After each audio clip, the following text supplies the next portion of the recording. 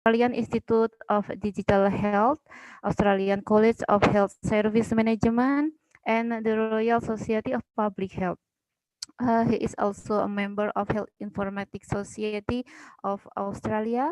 He is also facilitated joint collaborative course on global health informatics and is a part of several digital health projects between Massachusetts Institute of Technology, Harvard University, and Taipei Medical University. Dr. Usman is also an editor in Oxford University Press, Elsevier, and BMC Public Health for Global Health section. As a research leader and expert consultant in health, he has been awarded the Plum Blossom Card, a honorary permanent resident of Taiwan by, by Taiwanese government in recognition of his work in the digital health field. Dr. Usman has also received a Distinguished Talent Visa Australian permanent resident for his international contribution in the health information technology. Email usmaniqbal@tmu.edu.tw. Uh, okay, the next agenda is presentation session. Please welcome Dr. Usman Iqbal. The time and the screens is yours.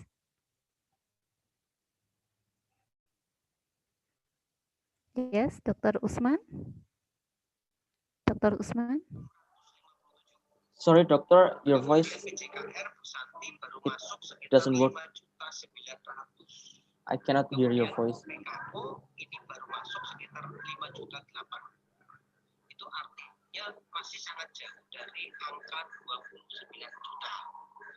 Sehingga tadi sudah saya kontak ke masing-masing. Sepertinya beliau log out dulu mungkin. Bahwasanya anggaran itu sesuai tidak? Dijawab sesuai.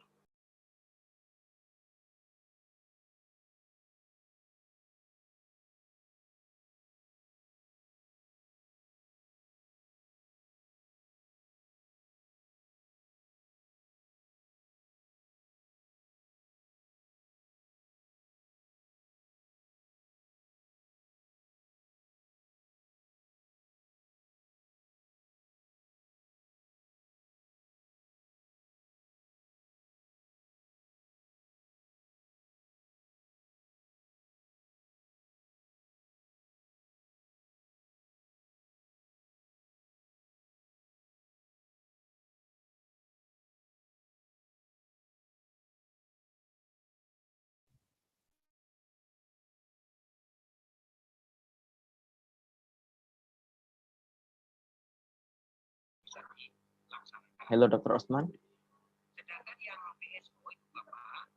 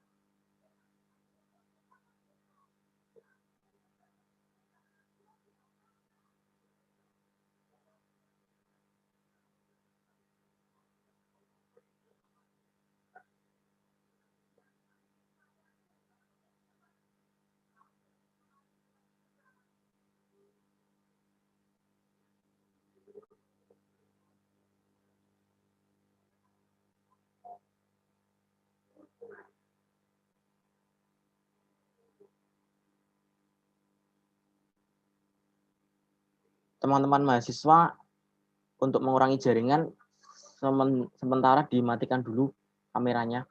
Nanti sesekali dinyalakan boleh.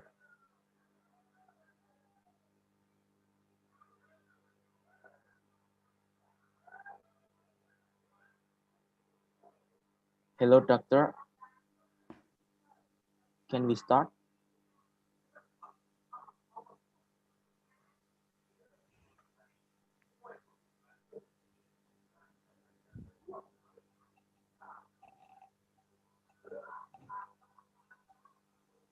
Coba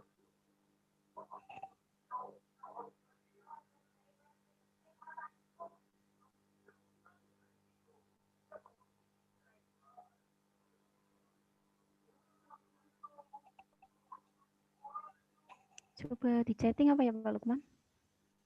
Ya, bentar.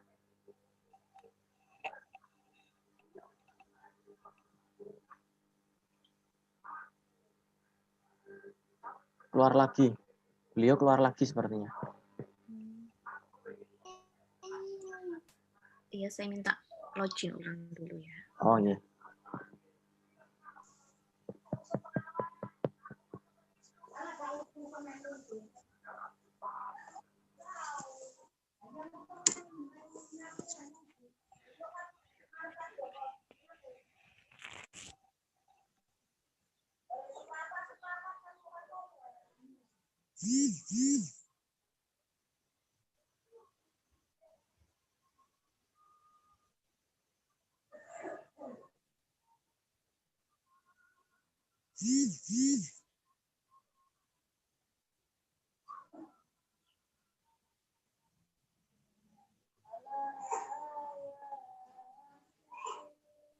Masih coba di restart komputernya, jadi tunggu dulu sekitar 2 menit lagi.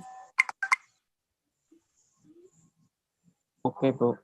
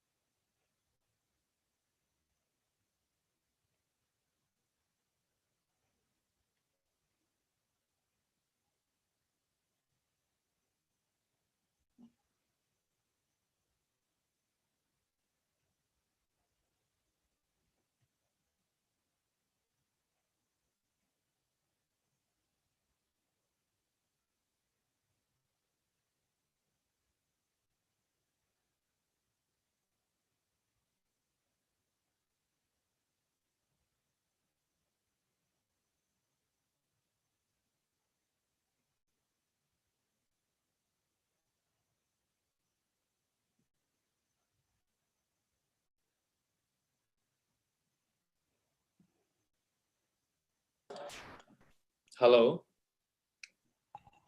Can you Hello. hear me? Halo. Yes, Halo. we can hear you.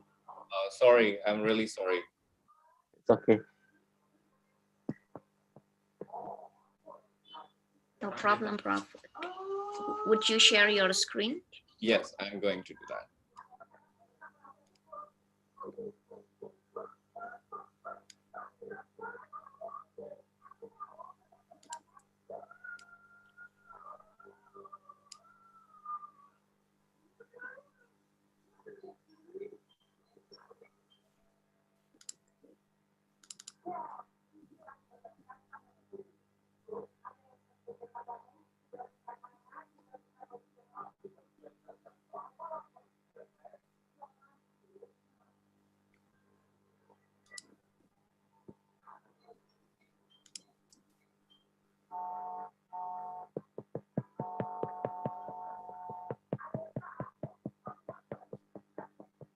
Okay, we can start. Yes.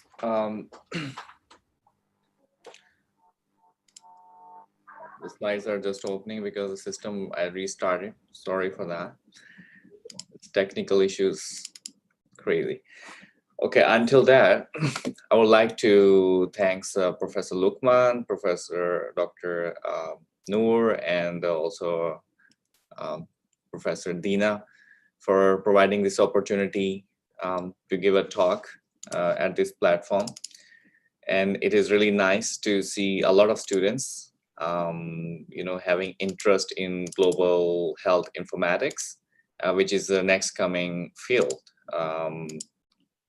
If like we are talking about big data, AI in healthcare, stuff like that. And I'm just trying to open the slides. Sorry, it's just taking.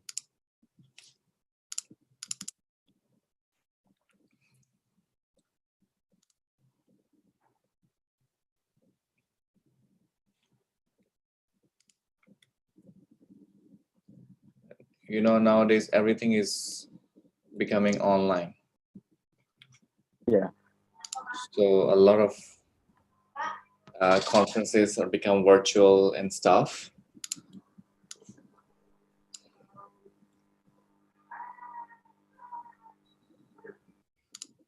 I don't know why still. Sorry, just give me a few more minutes.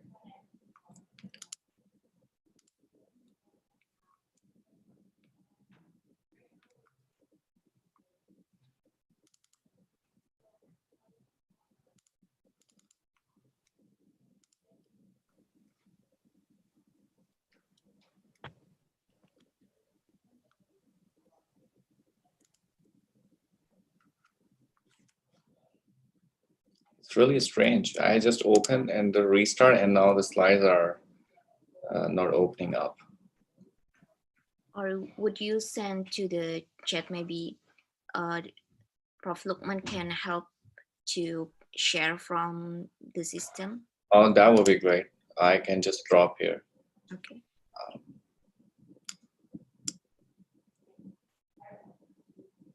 Should I send to everyone or just to Professor Lukman? To me, it's okay, Prof. For Zumbi Public Health, and Prof. Lukman Zoom? will upload. Yes. Yeah. And I open as well. Sorry, now finally. But I also shared the slides. okay. Yeah.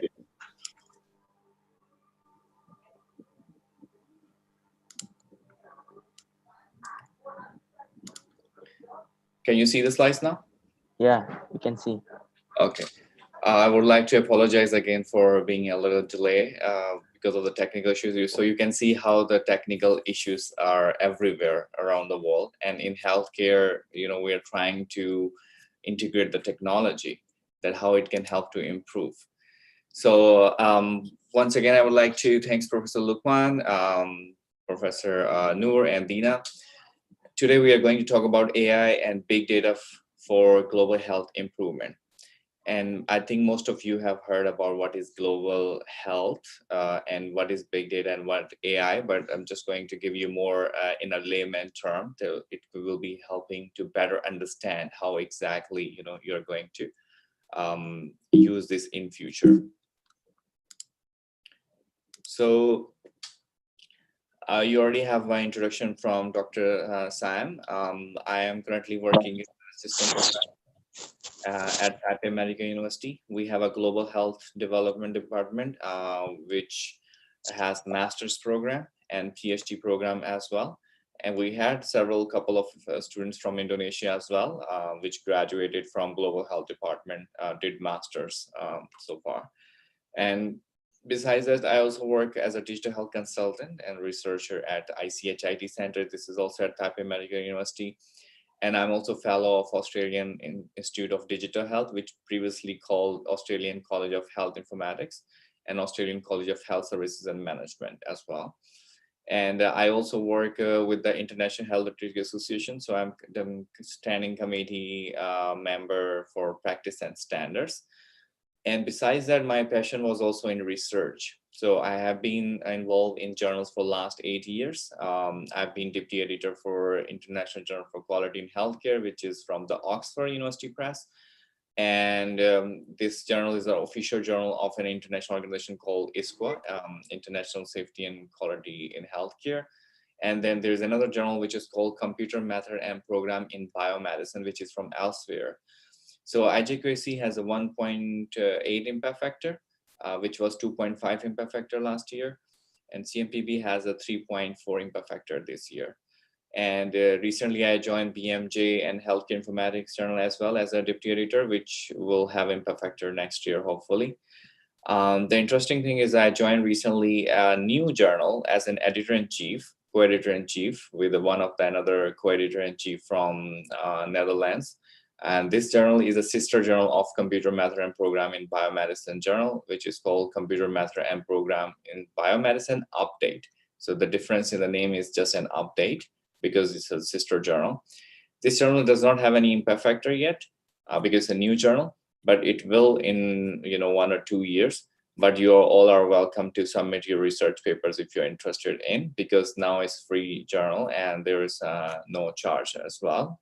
And we are welcoming the papers from all around the world. So I would like to start with this slide, which this tweet was several years back. The people, they were talking about, the oil is the more valuable thing around the world. You all are aware of that, oil, the most countries who were having oil were rich and considered rich. But then people are shifting their idea that no, the oil is not the only thing. Nowadays, the data is itself, the people who have more information, more data are going to be more valuable.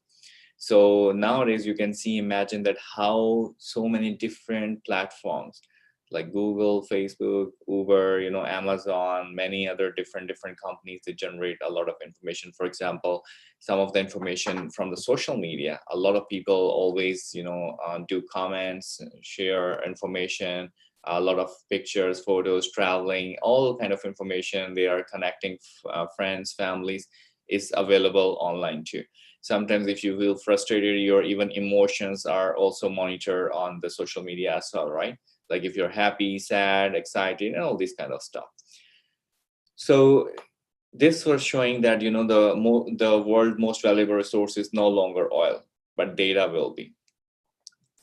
So what exactly motivated us in healthcare, that why we want to work for the global health improvement, is because always everything starts with from the system is the patients, they are getting care from the providers, right? The providers, there are different kind of providers. There are healthcare professionals, doctors, nurses, pharmacists, healthcare workers, and other kind of stuff. So their main ultimate aim is to provide the care to their patients, right? If there's a physiotherapist, they will try to help their patients. If there's a pharmacist, they are trying to give the good medicines to them, because the ultimate goal is to improve their healthcare. And from here, most of the countries thinking to adopt electronic health records. Some countries have already electronic health records.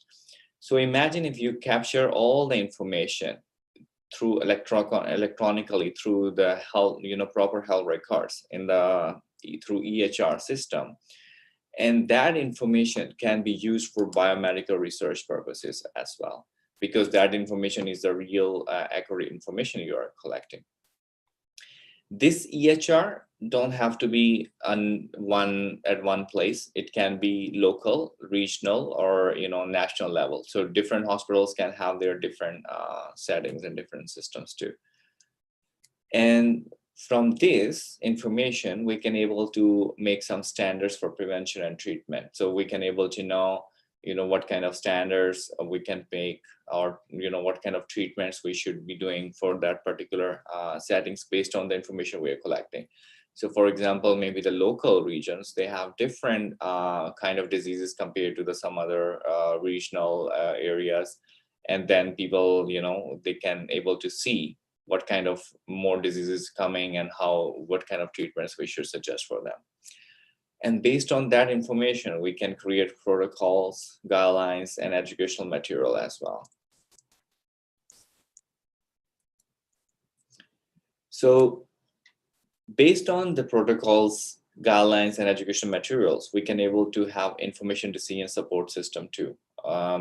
This is based, the computer system means before, if the patient is going to the doctor have to think, but doctor is a human being too. They are, they have to memorize a lot of things too. So they cannot memorize everything, each or everything. So what nowadays computer is trying to help them to make a decision. So means maybe computer, if we give them some information, computer, the system can give a recommendation based on the symptoms of the patients, for example. So where the doctors are usually confused. So the computer systems are usually actually giving a help to the doctor to make a further decision based on that. And those kind of systems called information decision support and order entry systems, where you put the order and it can help you to tell. Because sometimes human beings are very frustrated. They don't keep in mind there is a drug-drug interaction, or maybe there are some diseases where you shouldn't give some kind of drugs and stuff like that. So, and then ultimately it back leads to providers for caring for patients. Means, again, everything comes back to improve the healthcare. So basically the ultimate goal for the healthcare professional is to improve the care. And why the Taiwan is at this particular level, that why the Taiwan healthcare and the information technology is so important and providing an example to different countries.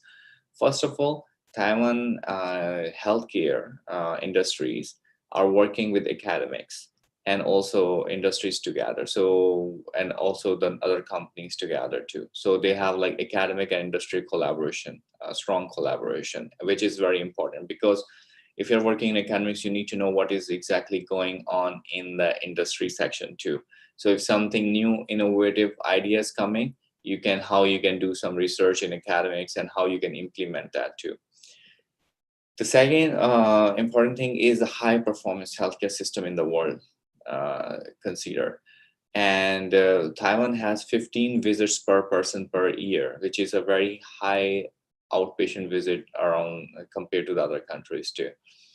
So you can imagine if one person is visiting 15 times, per year, the hospital. So every visit, they must have some information, right?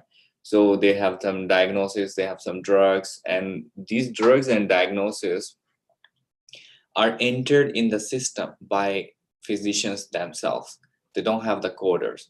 Like in some countries, they have a coders, like, doctors just write, but they have the third person they hire and they help to code and put the information in the system. Because the third person you're hiring are maybe sometimes experts, sometimes they don't know, and sometimes there could be chances of errors.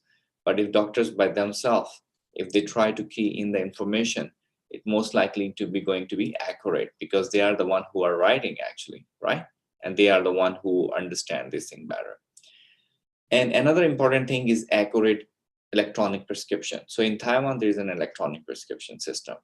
So accurate e-prescription, why we are saying is because most the prescriptions, all the data is controlled by National Health Insurance System. So every day or every second day, the hospitals, they have to send their information to the National Health Insurance System. Why? Because they want to get a claim for the insurance from the government. So the government usually randomly checks some of the prescriptions from the data they provided them. Why the government is checking some random data is because they want to make sure that there is accurate data. For example, some drugs could be very, very expensive, like for cancer drugs.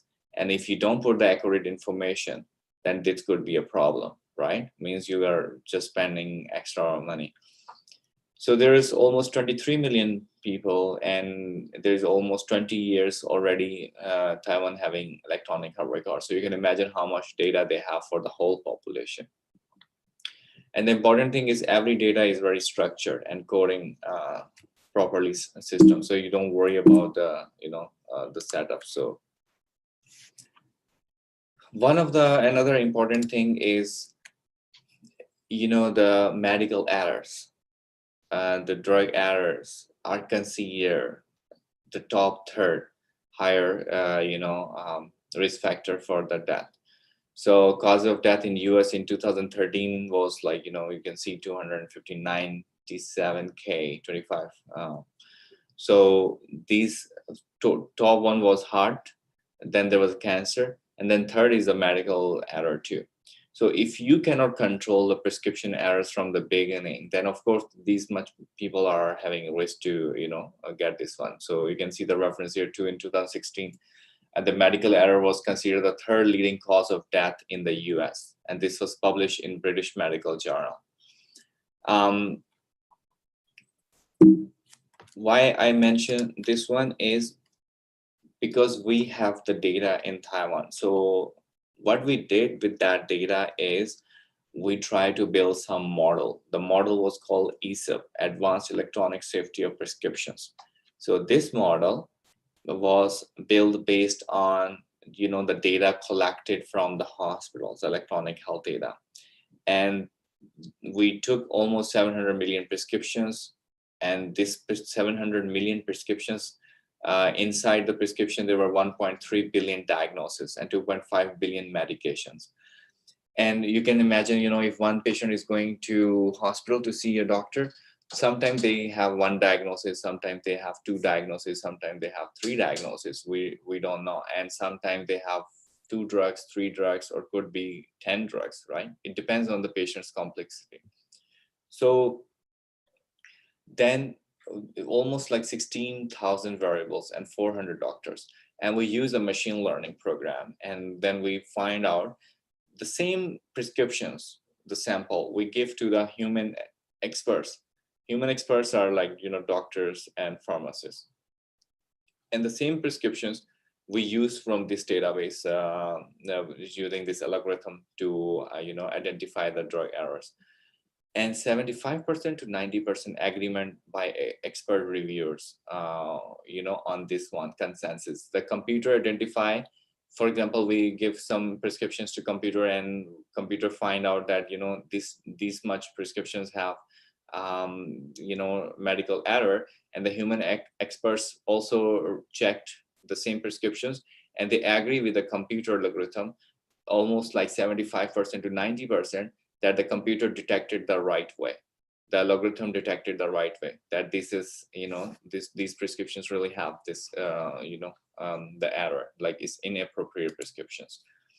So this is the one example of the big data. Like when you have a huge amount of information, the prescriptions like in healthcare or medical data.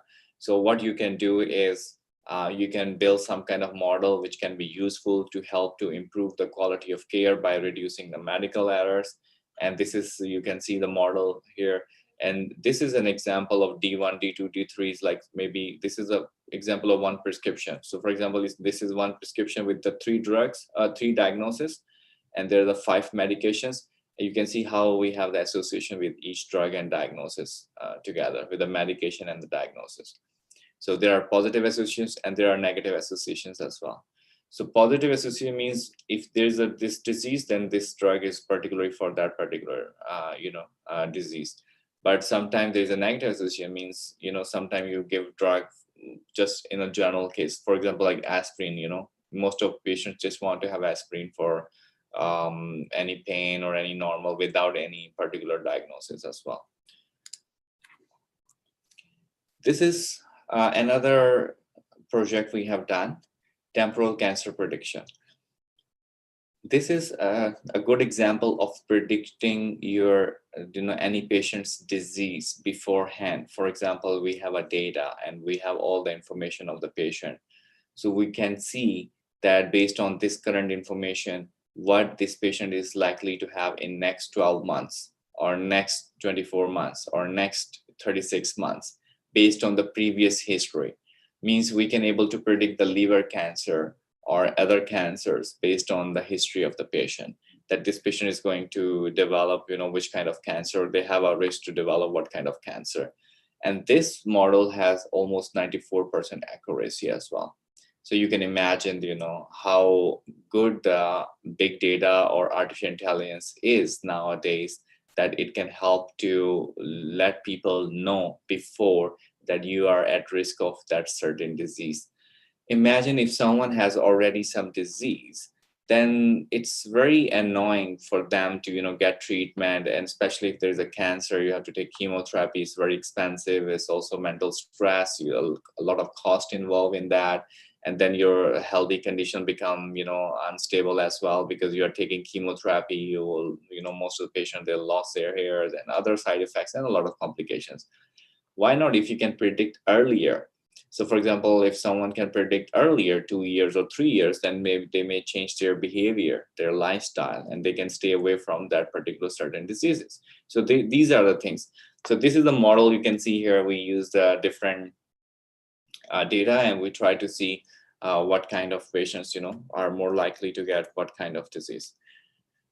This is another project we have done using the big data as well, the healthcare. This is called Phenome-Wide Association study. And you can also go to the website and you can able to find the information too. This is very interesting to see if there is a one disease patient have, what are the other diseases associated with that particular disease. And it shows different age groups have different diseases as well. And that's true. We all knew, when people get older, they have different diseases. When people are young, they have different diseases. When there are babies, they have different diseases. Babies mostly have respiratory diseases, right? Like cough or, pneumonia and stuff like that, cold. But in the male, there is different diseases, and female, they have different diseases as well. So this is very interesting. If you click here on the group, you can choose which group you want, male, female, and you can put the disease code or disease name. It can give you the disease code, and then you can see what are the associated, and you can sort out by the odd ratios or by co-occurrence and how many people have this one. But this one, we use only 1 year data and only outpatient visits. We don't have the inpatient data for this one. So, sometimes you have to know some limitations of the study as well. This is another example of having imaging data. So imagine we are having the normal data, but we also generate a lot of image data. So image data is now getting popularity as well, that how you can use this imaging data. For example, the X-rays, CT scans, many other information. This project is particular for detecting melanoma. So we use the skin moles, different moles pictures, and we try to develop the system based on AI, machine learning, supervised, and the mobile application can able to detect. So if you have any mole on your skin, you can just take a picture, and this app can tell you that whether you have a risk to develop melanoma or not, or whether you really need to go to see the doctor, or you don't have to worry about that. And this mobile application has 90% accuracy. So this was also very interesting. And nowadays people just visit to the doctors unnecessarily. So these kind of apps can help to give them a feedback from home and save a lot of time for them too. So this data, the big data, and this AI provide opportunities not just to do the local studies, but you can also do some international studies. So for example, we have developed this kind of system, which is called the Odyssey, and it has a web interface. And what is the Odyssey exactly? Is a consortium where different collaborators they join together. And for example, in one country, there are so many different hospitals. So they don't have to share their data. What they have to do is just have to build a common platform. It's kind of like a bridge. We call it common data model. So when you have a common data model, you don't have to share your data with them. You just have to convert your data or map your data to the common data model. So for example, in other countries, it's the same situation as well. So different countries, when they convert their data to the common data model, then it will be very helpful to exchange to run the data, and you don't share the raw data, but you only share the results with the other countries too. This is very interesting and exciting, is because with the international partners, you can able to do different studies, and it can also help you to know what is exactly the situation is. For example, and now there is a question that different countries having different kind of coding system. And well, yes, that's why we have a common data model. For example, in UK, they use a read course. In Korea, they use a KCD course. In Taiwan, we're using ICD course. And you can imagine all these are different from different disease codes from each other. But we use a common dictionary, which, like a common data model platform, which is called, we convert the data into the CDM. And then no matter what kind of data structure they are using, once they map their data to the common data model, then it will be easy for them. And again, there's a thing is that they don't have to share their data. What they are sharing is only results, whether they're willing to participate in the study or not. It depends on them. Otherwise, they don't even have to share that too. So this is very helpful. You can run the same question with the same the protocol on the all different settings or different countries as well. And this is also you have seen that maybe in the tutorial as well, that it also gives you different like what event, how many days, and if you're interested in particular like the concept, what kind of disease or what kind of question you would like to answer from this. And we had a recently Odyssey COVID-19 study-thon, and this was all run on the virtually, of course, because of the COVID-19. But we had this very exciting event because we tried to come up with the COVID-19 symptoms and treatments out of that on different countries' databases. That was interesting because, for example, like Korea, they were having a lot of cases as well, and they also use this.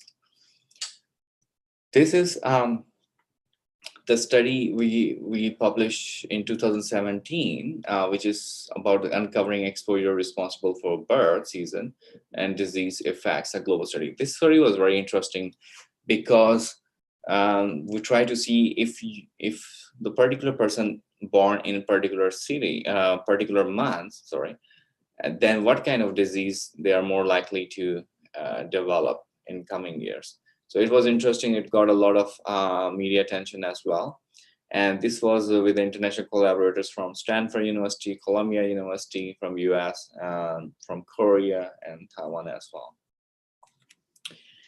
These two are the recent studies we published. And the first of the study is, you can see here, we try to see 15 different drugs. But you can also see that we did this in South Korea, Hong Kong, Taiwan, Japan, and Australia. So these are 5 different countries. Now you can imagine we are running the same question on 5 different country settings with the same protocol way. So it's very interesting to see what are their trends exactly. And we try to see what is the behavior for prescribing pediatric drugs. And this is what we found was very interesting, that some of the countries, even their neighboring countries, they still have a different prescribing behavior for pediatrics too. Japan and some Taiwan has some similarities, but some countries are totally different in perspective too. This is out of the big data, of course, because we have a huge amount of information. And so we don't need to recruit. The information we are collecting through the electronic health records and the information we can rely, we use this one here. The second study we also published recently, just in March 2020, is multinational investigation of fracture risk with antidepressant used by class drug indication. This study is actually focusing on, different countries, which includes US, UK, Canada, and Taiwan. And we try to see if the people they are using antidepressant drugs, how much risk they have for fracture. And because when they are taking antidepressants, sometimes their mind is not stable, sometimes some of the antidepressants are having different effects too. So you want to see how much it's effective, because a lot of antidepressants people are taking around the globe, which we have to consider as well. And we found very interesting trends that some of the because then we also dig down into the particular drugs as well, like what kind of particular antidepressant has more risk to develop what kind of the fracture.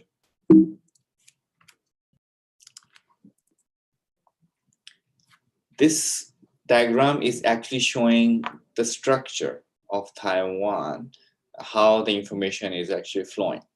So you can see here that there are people, 23 million people, all are insured, means that the government have national health insurance card for them. Then if they're visiting any hospital, they have to pay a little amount, like a co-payment we call, and then they can get the health services. And the hospital actually, because they got only a little amount as a co-payment, then they claim from the national health insurance system, which is a single payer system, and they can claim and then they can get the payment. So here, if the hospital did not have the accurate information and if their prescriptions are not correct, like I mentioned before, they randomly check.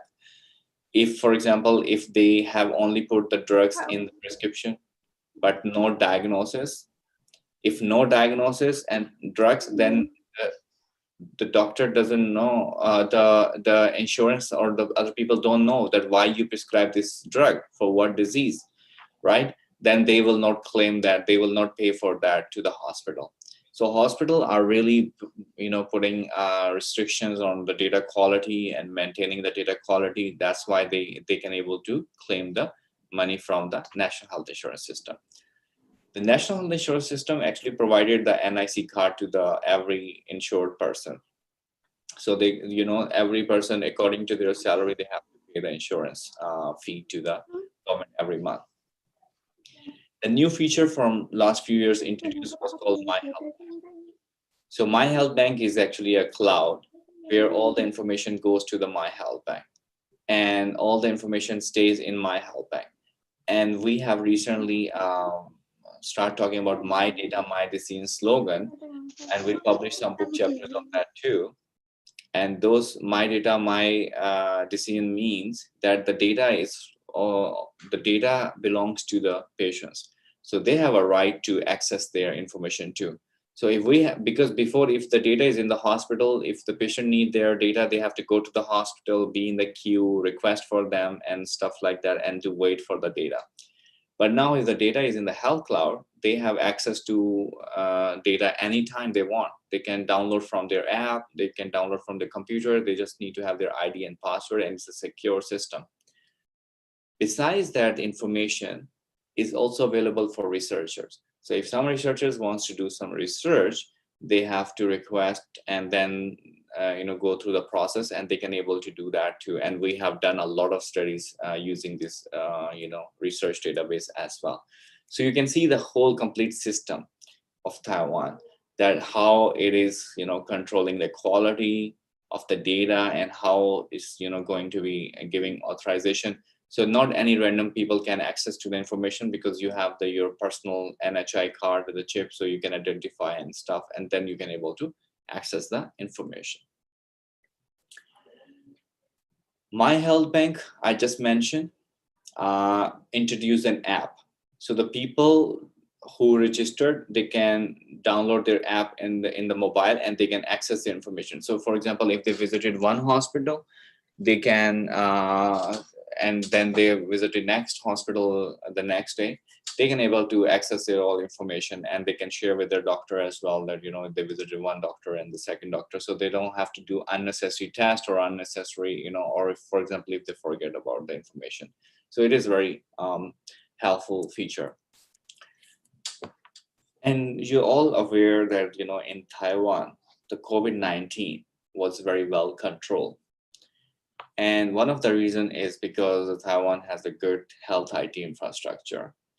And also they have some, expertise from the previous epidemics. They learned the lessons and implemented here. So this is a paper you can see from JAMA, a short letter. One of the author, Jason Wang, from US published. Response to COVID-19 in Taiwan, where he talked about how the big data, new technology, and proactive testing help Taiwan to control. So when the epidemic started in January, Taiwan already, the people trying to take the proper measures. For example, they start wearing masks before the government make it mandatory. First step was having masks. The second, they were having quarantine. So for example, like, if you're coming, you have to have a home quarantine and stuff for 2 weeks. And then from certain countries, they limit the people and checking. And if you are visiting any normal hospital or any restaurant or any gym or any other public places, you have to wear the mask, and it was mandatory. This is how you control. For example, the people who are traveling from some countries, but they still don't disclose to their doctor after arriving here that they have been to different countries. For example, somebody is traveling from neighboring country and saying they start having some flu or some kind of symptoms, and they visit any doctor, and when doctor asks any travel history and they say, oh no, I was just here, maybe they don't want to disclose. But the Taiwan government linked the immigration data to the NHI data.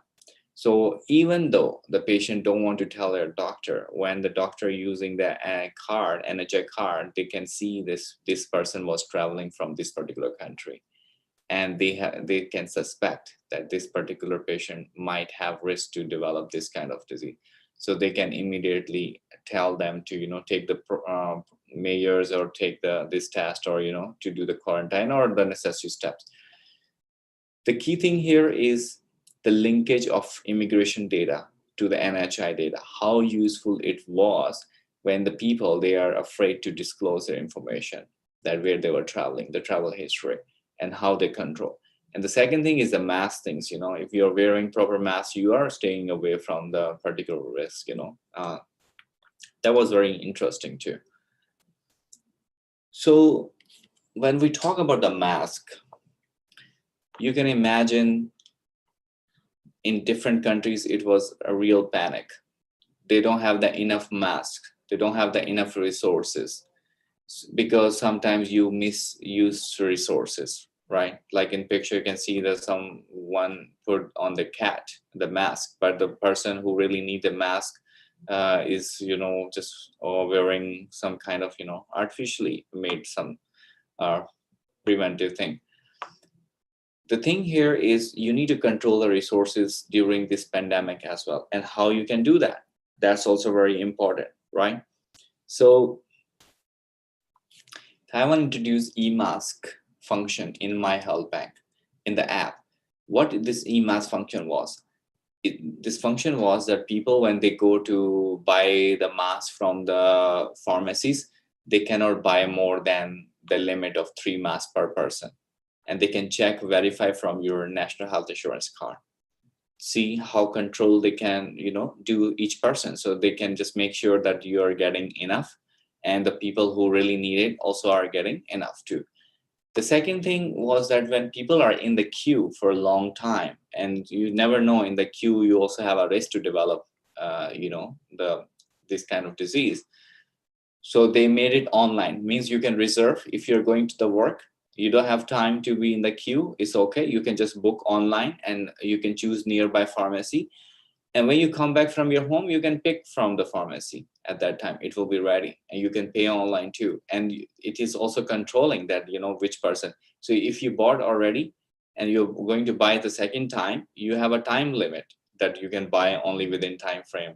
This particular means if you bought just 1 hour before and you want to bought 3 more just after that, you cannot do that, because they have to control the resources that time. So this is just a one example. You can see, the mobile application made very easy even for the foreigners to control and to get access to the resources. This is the website information that how the people they can access to the app, which was very useful feature. One of the interesting thing happened while wearing the mask was the infections rate of the normal flu, which every year used to be very high in Taiwan, went down drastically. And why is because people were wearing the mask. So it also tells that if you just wear a mask in the cold season, in the flu season, you will even stay away from the normal flu if you're just taking normal precautions as well. So this was very interesting study as well.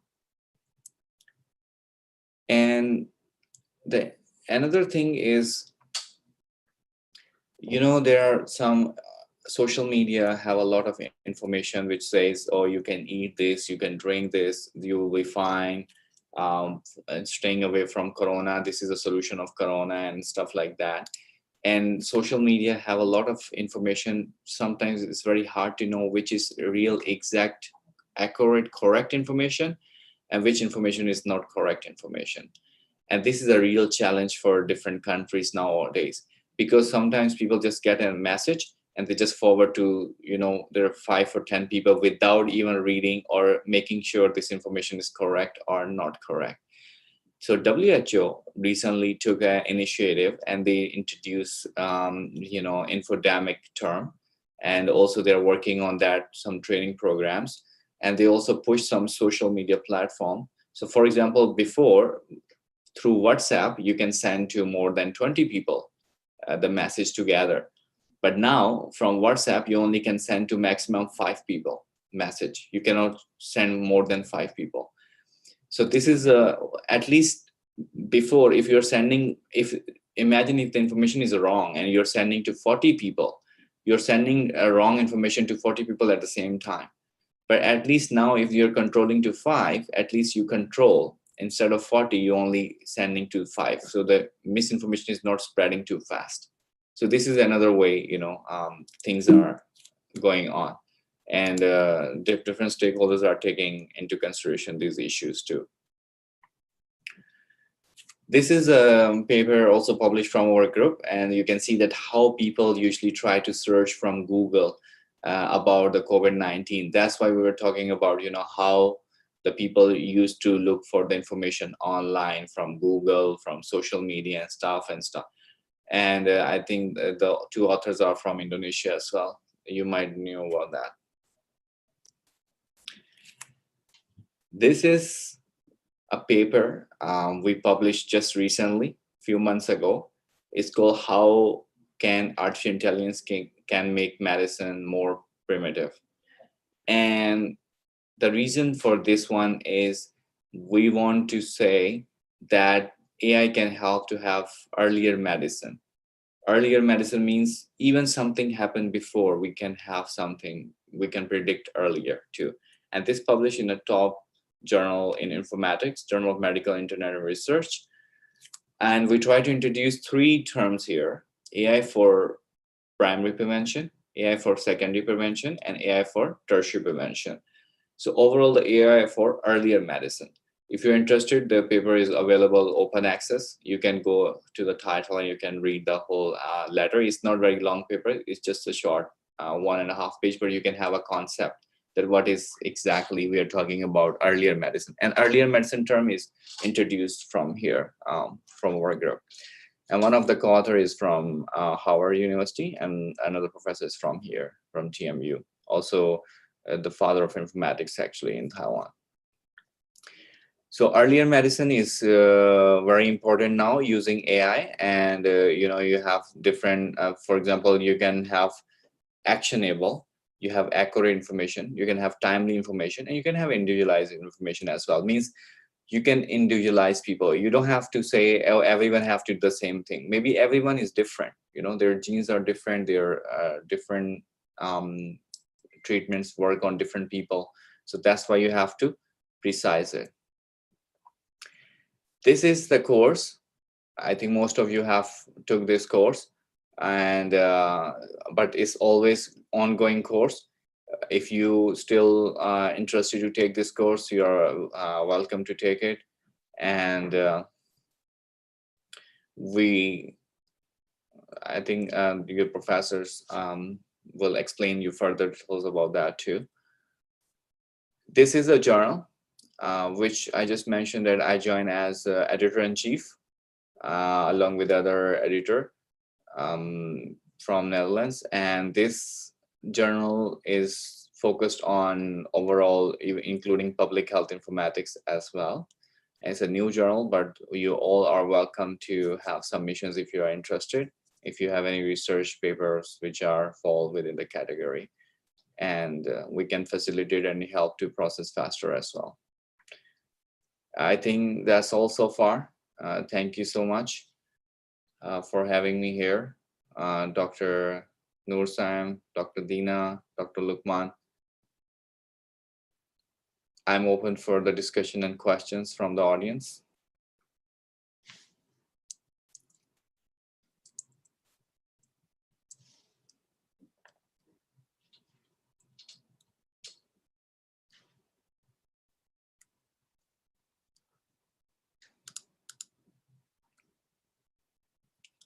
Hello. Sorry. Okay. Oh, sorry. No worries, no worries. Take your time. Yes. Thank you, Prof. Usman. Ladies and gentlemen, now we are come to question and answer session.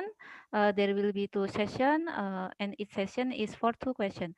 You can direct question for Prof. Usman, or you can write the question in chat room. Okay. Yes, Okay. please, student.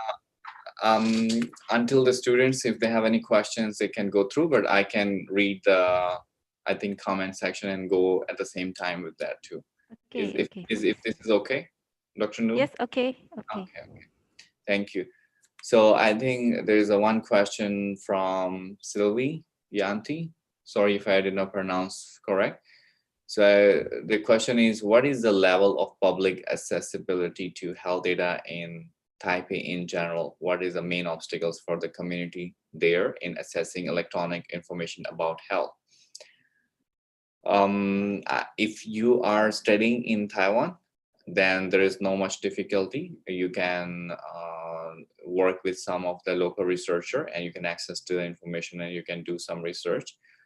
However, if you are there outside and you want to do some research here, then there's a platform I mentioned, Odyssey, where we can do some international studies together. So for example, if you are interested in particular question, we cannot give you the access to the data, but we can share results from our side, and then we can do some studies together. So in short, the ethical concerns are great. So nobody can have directly access. We have to go to the ethical process, but there is a facilities where you can have de-identified data. So we use anonymous data where there is no identification of the patients, and there are people, researchers publishing a lot of research using this electronic health record data. Then there's another question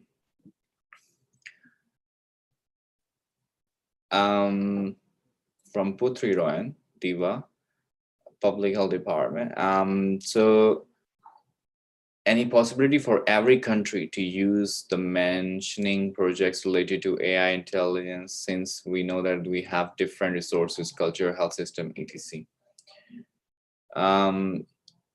Any possibility for every country to use? Yes. For example, you in Indonesia can work on some mobile applications for healthcare workers, or some information, which can be useful. You don't necessarily have to work only on collecting the EHR data and then do something. If you just able to develop some kind of mobile application based on AI, or some chatbots based on AI. Actually, one of the students from Indonesia built the chatbot to detect the suicide using the information, and some of the chatbot help to stay healthy, recommend some healthy diets and stuff like that. So there are so many kind of things can be done using AI and big data without having this all resources too. I mean, with the current resources too, there are a lot of opportunities with this particular field too.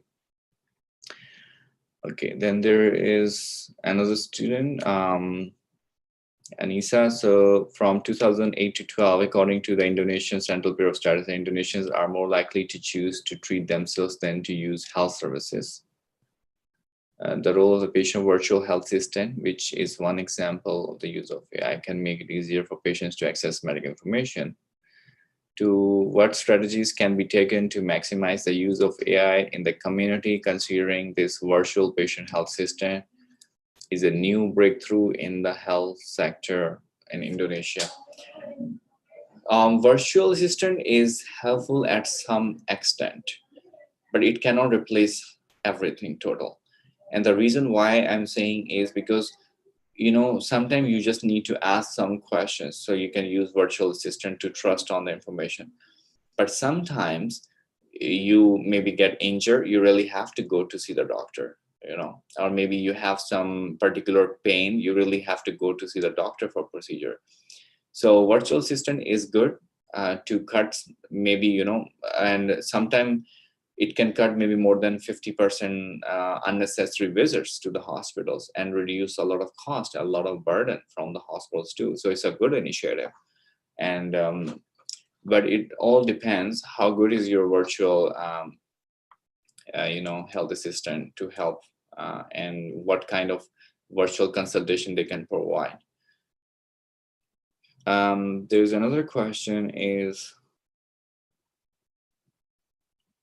from Hikma. Current conditions from being able to provide information. Is there any role of big data in handling COVID-19? Yes, I just mentioned, I give you an example of Taiwan, that in Taiwan, we use big data. We merged the information of immigration data where people were traveling to other countries and linked to them their national health insurance health data. So for example, when they were visiting to the different hospitals, and if they don't tell their doctor, because doctor cannot know where they were traveling before 1 week, maybe they were traveling to some countries. But when they will use their NHI card in their system, and they can able to see their history, travel history too, because the data is already linked to their immigration data too, like the passport control data, right? So they can able to see this person is coming from this particular country, so they may have risk to develop that particular thing, right? Means the patient is really not lying, is something or is lying. So you can access this information. So big data is playing a great role. And also the COVID-19 vaccines or treatments, how people were checking. Of course, they were checking through the information they were having before. So they were already, collecting the information from the records and running different systems, algorithms, and then they try to, sort some treatment plans accordingly. Yeah, Dr. Sam, yeah, these were the online comments. Is there any students? Miss Tina, Any questions from any the question from Miss Tina?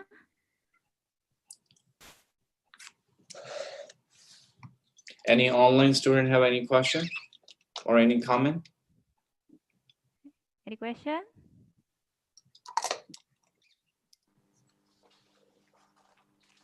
Students, Siam, please. I will ask some Yes. question.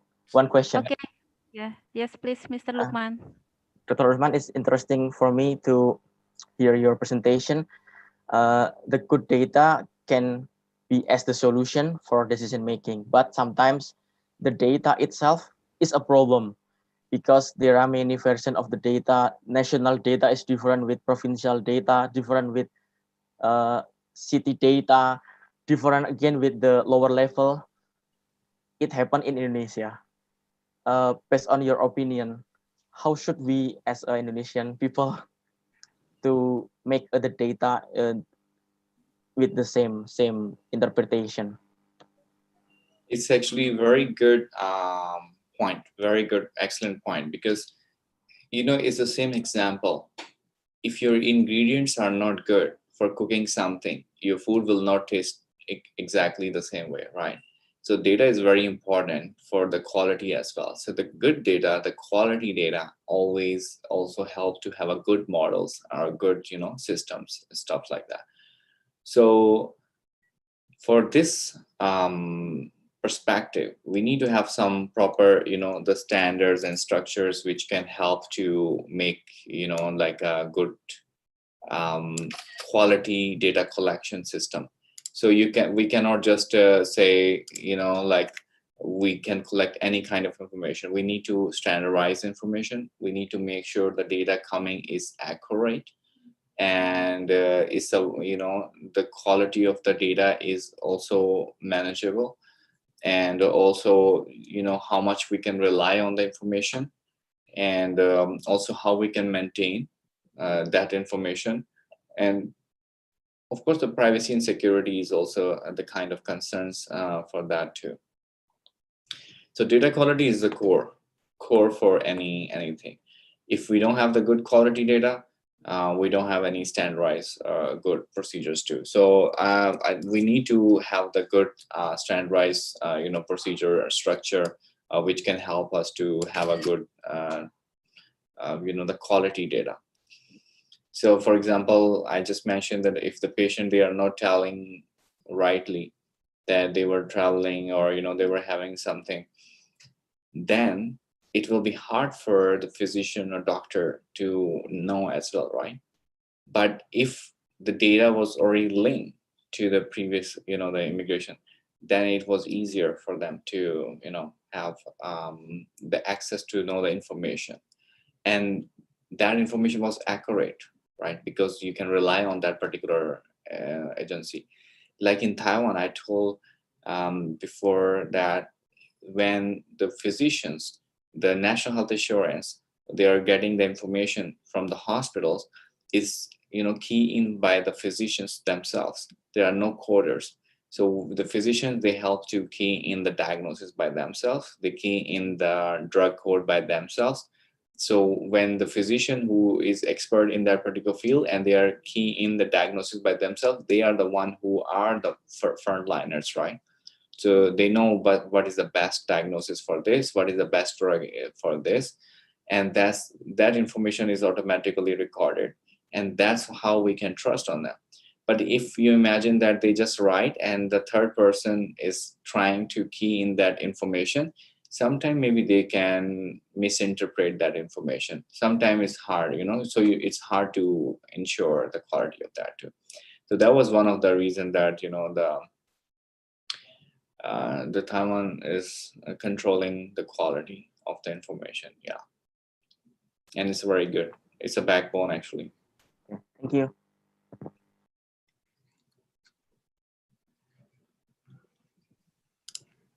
Thank you, Mr. Lukman. Any question, student or Miss Tina? Question from the chat. There is Oh, one. from the chat. Oh, yes. Okay, question from Regina, Prof. Hello, Dr. Usman. My name is Regina. I want to ask about the use of big data. Is there any negative possibility for the data from getting virus, whether hacking or anything else? Thank you. Thank you. Actually, there is always some negative things with the positive things, with everything, right? So when you are driving a car, you are in the car, you feel safe, but does not mean that it's 100% safe. We never know. Same when you're doing some other stuff too. So for healthcare, of course, when you're using, you have to ensure from your side that it's a maximum security available for the system, not to be hacked. But however, there are always some room for improvement. So when there are some problems, you always come up with some solutions as well. We cannot, we can always say that we tried our maximum security and we can build up some systems, but you never know, something come very unusual. For example, like people were never expected that they were having COVID-19 so much impact around the world with this small virus. But you can imagine, because before there were only certain countries were involved and affected, but this time the whole world was affected. So this is one of the thing, we need to consider, that there are always something we have to be prepared for. So if we can say, this is totally bulletproof, but you never know, there is something even extraordinary coming out of that too. So we have to take all the necessary measures to prepare for the safety security from the hacking or virus or other kind of systems. But at the same time, the current system, according to, if you prepare yourself best, then you don't have to worry about that. Like the people are doing that. But always it's going with the time, like every year there is something new coming in, so you have to improve accordingly.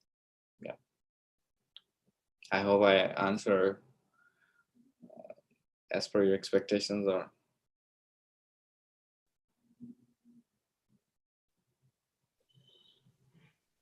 Last question, if there is any question from student.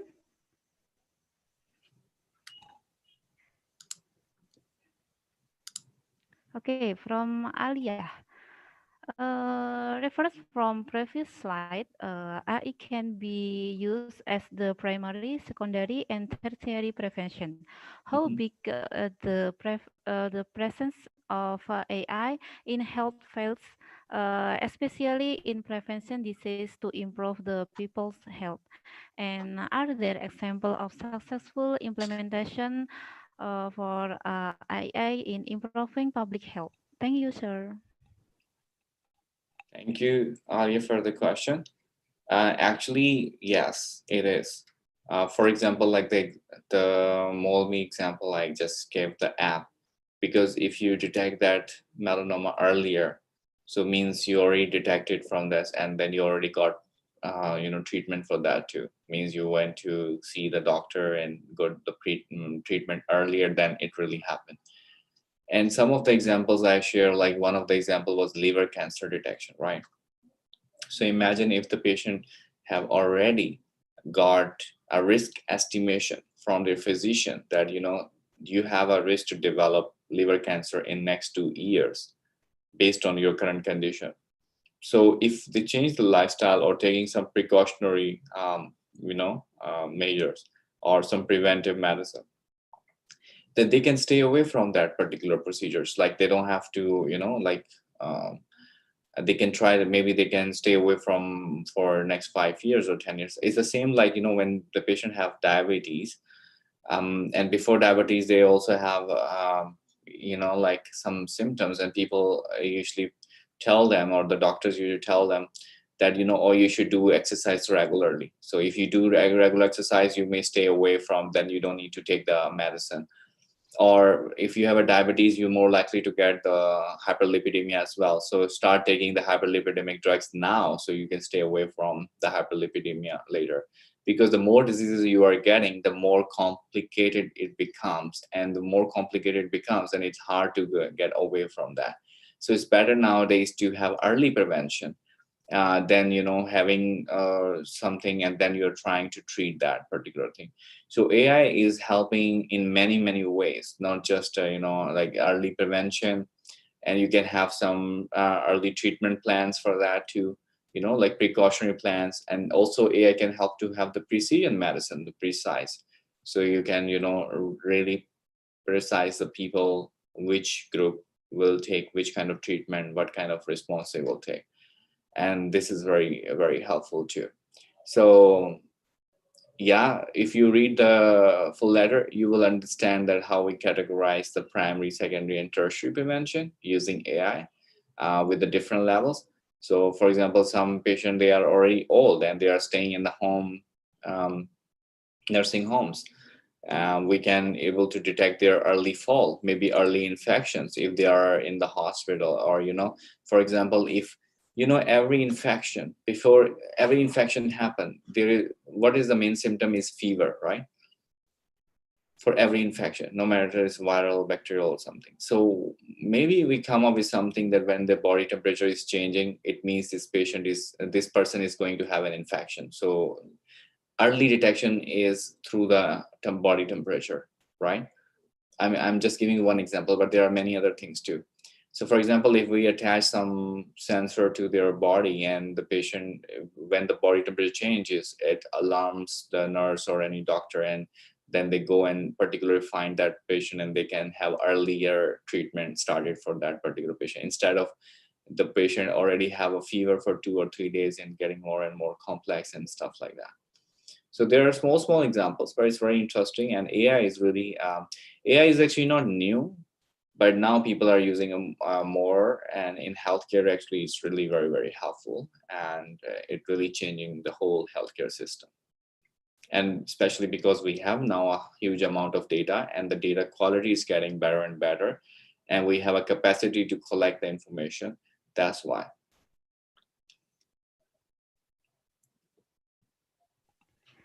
Thank you, Prof. Usman. Ladies and gentlemen, finally, we are come to the last agenda. We would like to say thanks again for Prof. Usman, Prof. Lukman, and then Prof. Dina, and all of the committee and audience for active participation. Thank you, Prof. Usman, for your knowledge, sharing, and experience given Bu to me Siam, and all sorry, of my students. Oh, yeah, yes. can we take picture together with Prof. Usman? Okay. Okay, wait. Please, students, please on your camera. All students here, please on your camera.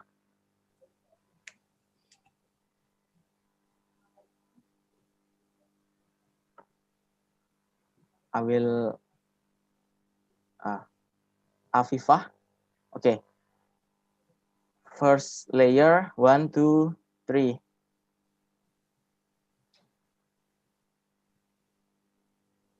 And second layer,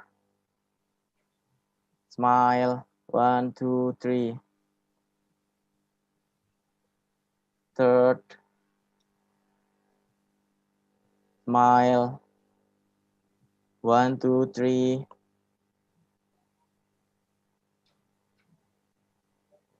Fourth, Haida Mahiriotul Resafina Muhammad, please on your camera, please. Okay. Smile. And fifth, please on the camera, please.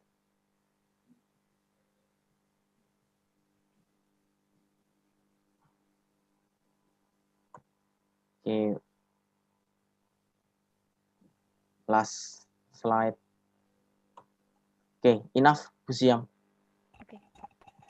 Thank you, Mr. Lukman. Thank you, Prof. Usman, for the knowledge sharing and your experience given to me on all of my students in public health department. Hopefully, the presentation will give benefit for us. Thank you for your attention. See you next time. And from Mr. Lukman, you can give closing statement Okay. for for Prof. Usman. Yes. Okay. Once again, thank you, Prof. Usman, for having you here with our students.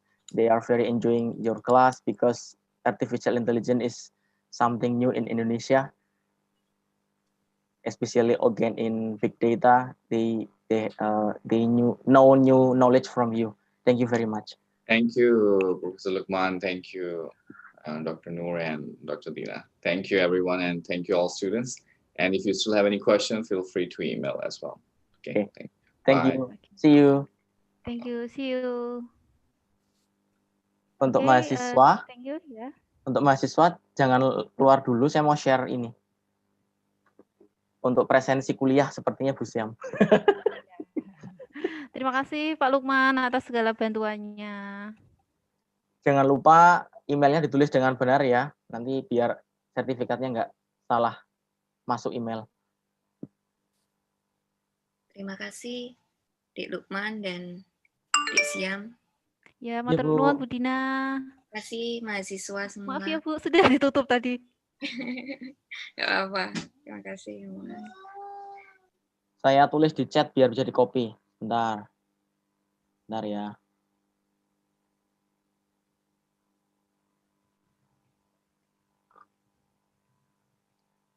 Itu ya. Bisa di-copy di chat. Salah. Malah ke Budina. Oh, udah. Bisa lihat chat saya ya, linknya ya. Ya. Bisa tinggal klik aja.